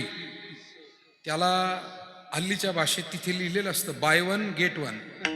म्हणजे एक विकत घ्या आणि एक त्याच्यावरती मोफत. बाय वन टू बाय म्हणजे विकत घेणे, गेट वन त्याच्यावर तुम्हाला एक मोफत मिळेल. काही ठिकाणी असतं 20% ऑफ, 20% सूट त्या खरेदीवर. काही ठिकाणी 40% ऑफ, काही ठिकाणी 50% ऑफ. तुकाराम महाराजांचं 40% नाही, 50% नाही, 100% ऑफ. महाराज म्हणले देव घ्या फुका, देव घ्या फुका, न लगे रुका मोल काही. आमचा देव काहीच देऊ नका म्हणले, मोफत घ्या. आणि खरं सांगू का, या जगामध्ये आजही अनेक वस्तूला मोल द्यावं लागतं. मला सांगावं पिंपरीकर मंडळी, आपलं मारुतीचं मंदिर किती सुंदर झालंय. मारुतीच्या मंदिरात दर्शनाला पैसे लागतात का? खरं सांगा बरं कोणीतरी मला. मंदिर बांधायला खर्च आला हे खरं आहे, पण रोज दर्शन घ्यायला पैसे लागतील काय? नाही ना. पारण्याला बसायला तिकीट आहे काय? नाही. म्हणजे देव हा मोफतच आहे. आज आम्ही विकतच्या गोष्टी, काही लोक काही कार्यक्रम, महाराज काही नाही, दारू पिऊन फक्त वाकडे तिकडे अंग हलवतात, त्याला ते डान्स म्हणतात. पॉप डान्स, काय पॉप, काय रॉक, काय ते नावं असतात, काय नावं असतात. आणि त्याची तिकीटं लाखांमध्ये असतात, हजारांमध्ये असतात. म्हणजे वाईट गोष्टी लोक विकत घेत आहेत आणि चांगली गोष्ट आजही मोफत.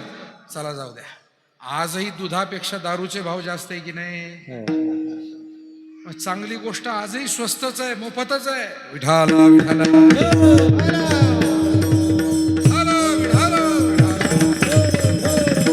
देव घ्या फुका, देव घ्या फुका, न लगे रुका मोल काही.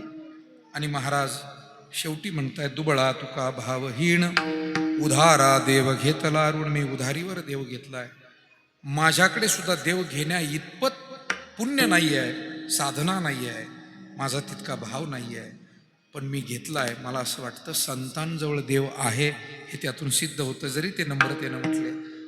आणि म्हणून संताविन प्राप्ती नाही ऐसे वेद देती वाही.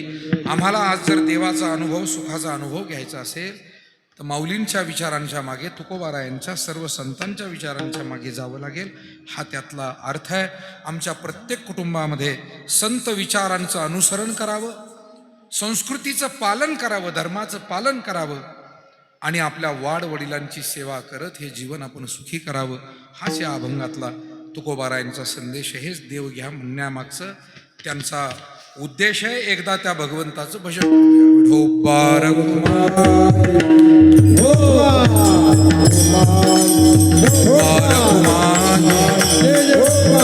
जय जय जय जय विठोबार ज्ञानेश्वर माऊली, ज्ञानेश्वर माऊली, ज्ञानेश्वर माऊली, माऊली ज्ञानेश्वर माऊली. झालेली सेवा भगवंताच्या चरणी, सद्गुरूंच्या चरणी अर्पण करतो. भगवान अधिष्ठान दैवत आपल्या परिसराचं श्रद्धास्थान भगवान वरदविनायकाच्या चरणी ही सेवा समर्पित करतो. बस. आज आपण सर्वजण आपल्या निर्मळ पिंपरी येथील निर्मळ पाटील परिवारातील कैलासवासी बाळासाहेब नारायण पाटील निर्मळ यांच्या प्रथम वर्ष श्राद्धाच्या निमित्तानं, पुण्यस्मरणाच्या निमित्तानं एकत्र आलो. मी आपल्या सर्वांच्या वतीनं कैलासवासी बाळासाहेबांना सद्गती लाभावी अशी प्रार्थना करतो.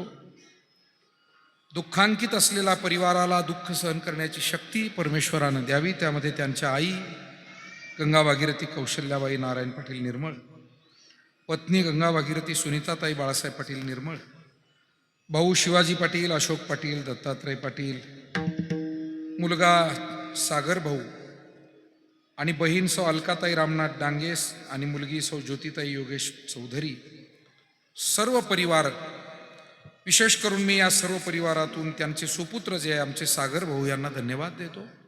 अतिशय वडीलधाऱ्यांचं सगळ्यांचं तुम्हा सर्वांचं मार्गदर्शन घेऊन दुःखातून स्वतः सावरून आजचा कार्यक्रम त्यांनी अतिशय उत्तम रीतीने या ठिकाणी केला. या कामी त्यांचे चुलते असतील, नातेवाईक असतील, सगळी तुम्ही गावकरी वडीलधारी मंडळी सर्वांचं त्यांना मार्गदर्शन मिळालं. हा कार्यक्रम आयोजित करताना त्यांना आमचे सचिन आप्पा निर्मळ असतील, आमचे कृष्णा महाराज मोरे यांचंही सहकार्य लाभलं आणि सगळी मंडळी दूरदूरवरून ही ख्यातनाम मंडळी त्यांनी बोलावली. आज या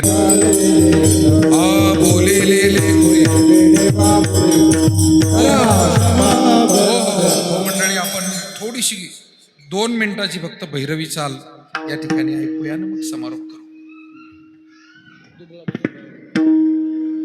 दुबळा तुका भावेन, दुबळा तुका भावेन, तुका भावेन, दुबळा तुका भावेन, उधारा देव घेतला ऋण,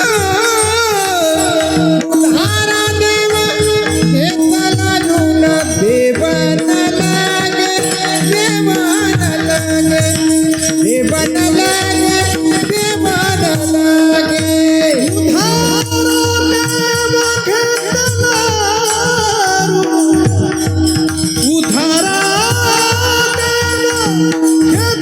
ऋण, उधारा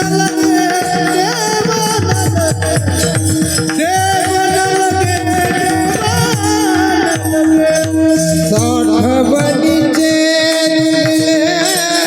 जागे, साठवणीचे, साठवणीचे रुंदले जागे, साठवणीचे रुंदले जागे, साठवणीचे रुंदले, साठवणीचे,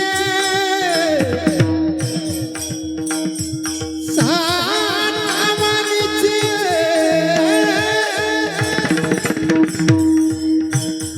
रुंदले जागे, पदनी न पद मम गमनी न मम गम मम गम गरी साप साप साप पदनी धरे धनी न मम गरी गा म धनी धनी न धनी धरे धनी न मम गरी सा गा म धनी सा गा म धनी सा गा म धनी सा साठवणीचे रुंदले जागे,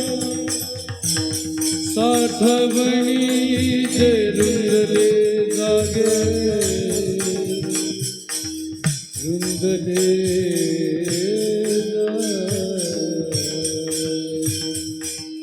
साठवणीचे रुंदले जागे, साठवणीचे रुंदले, रुंदले जागे, जागे, साठवणीचे रुंदले, आ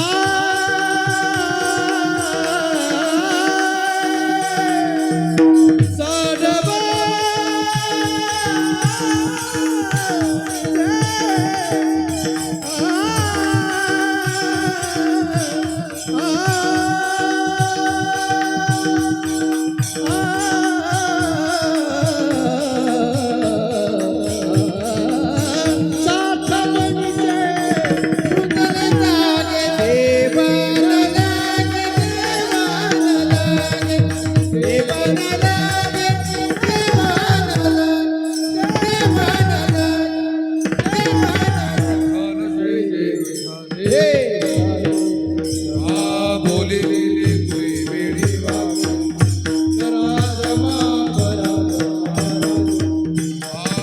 नाही विचार लागे कारण्या राजमा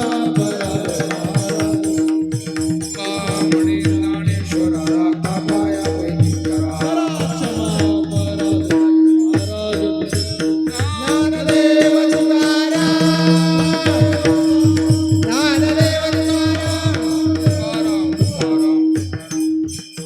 कुंडली विठ्ठल श्री ज्ञानदेव तुकाराम